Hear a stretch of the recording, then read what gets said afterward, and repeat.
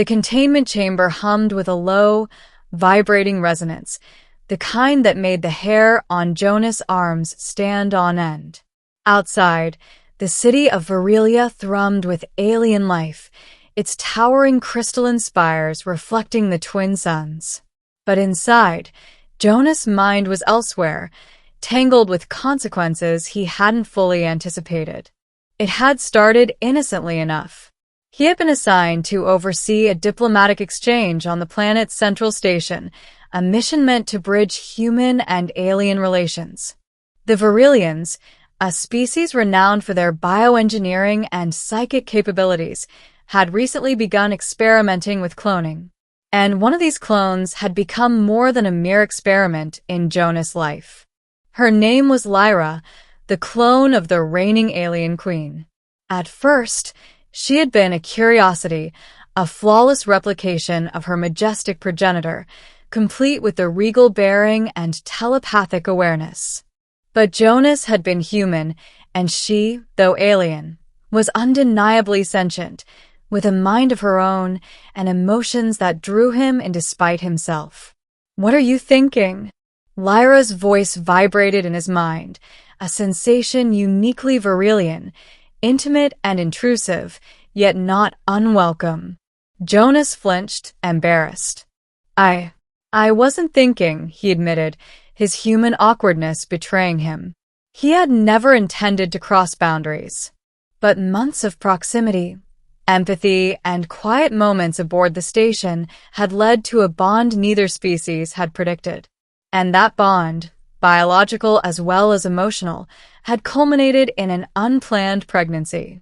He had always known that such an event would not go unnoticed. The Virelian hierarchy was as rigid as it was powerful, and the real queen, his progenitor's original, would hear of this. And now she had arrived. The doors of the chamber hissed open, revealing the true queen in her full splendor. She was larger than any clone could ever be, her form glistening with iridescent scales that refracted the sunlight into 1,000 dazzling beams. Her presence exuded authority, power, and danger. Jonas instinctively stepped back, feeling the gravity of the situation press against him. "Jonas Reed." The queen's voice was calm, yet each word carried weight that seemed to ripple through the chamber. "You have involved yourself with my clone." Your Majesty, Jonas began, but the queen raised a single arm, halting him. "You are not in trouble," she said, her golden eyes locking onto his. "But you are now part of a matter that transcends simple diplomacy." Lyra moved closer to him, her aura glowing faintly. "Mother, she began, but the queen cut her off. "I am here," the queen stated, "because the natural order has been disrupted. You human have sown life where it was not planned." And yet, her gaze softened, just slightly, toward Jonas. "There is potential here. Potential that could benefit both our species." Jonas blinked. Potential? Benefit? He had expected anger, wrath, perhaps even exile. Instead, the queen was contemplating. "You will come with me," she continued, gesturing toward a sleek transport hovering just outside. Jonas followed, Lyra at his side, feeling the weight of history pressing down on him. The transport glided above the city, leaving the bustling streets behind. Inside, the queen had prepared a private chamber, vast and serene, its walls adorned with holographic images of Virelia's history.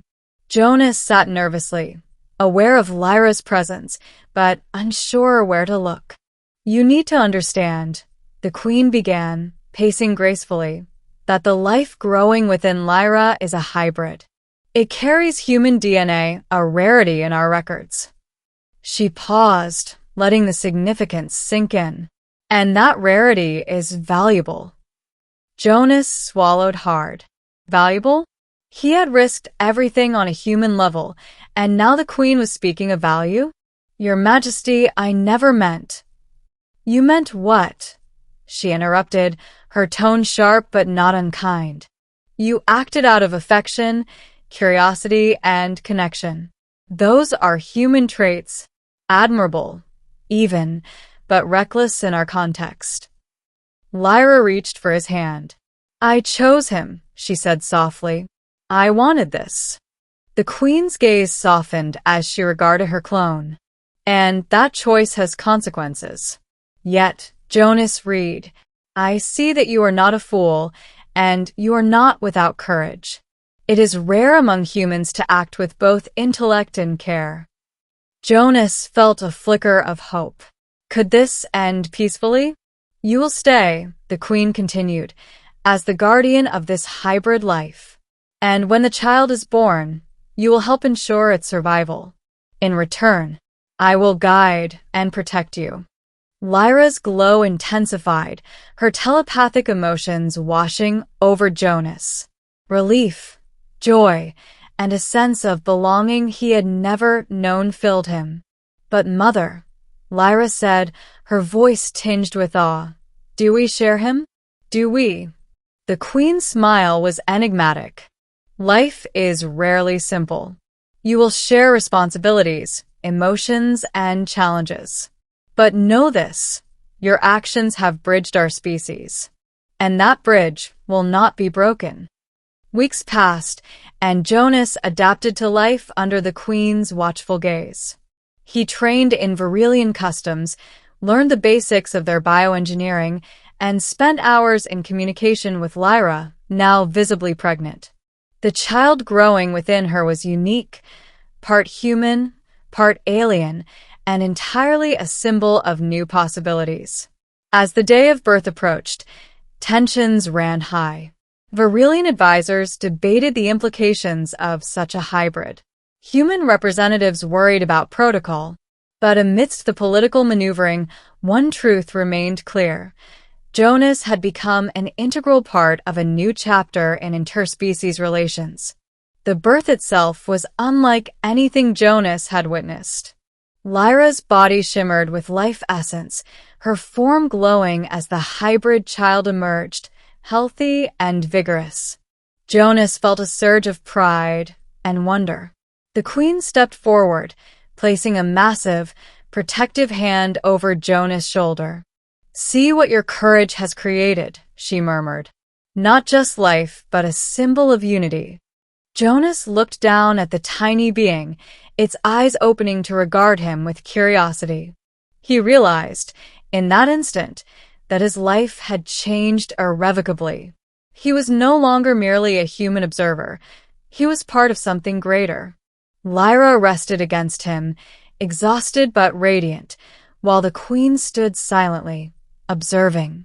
There was no anger, no resentment, only acknowledgement of the new order. We will protect this child, the queen said finally. And in doing so, we protect the future of both our species. Jonas felt a tear slip down his cheek. In all the chaos, the wars, and the cultural divides, he had never imagined this outcome. A human and alien clone, and the true queen, bound together by something far stronger than politics or protocol, by life itself. As the twin suns of Virelia set behind crystalline spires, Jonas held the hybrid child close, Lyra by his side, and the queen watching over them. He understood then that heroism was not just about bravery on the battlefield. It was about compassion, connection, and the courage to embrace the impossible. And in that moment, humanity, in all its resilience and unpredictability, had earned the respect of an entire alien species.